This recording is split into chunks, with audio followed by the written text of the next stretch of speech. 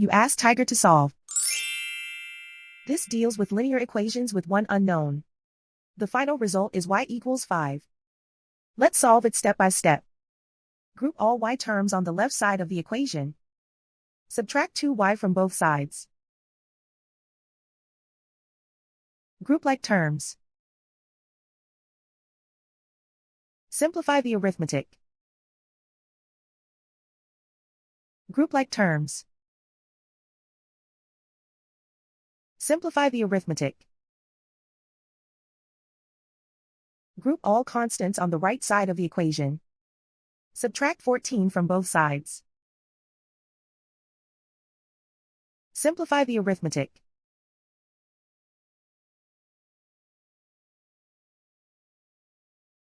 Convert the y into a positive number.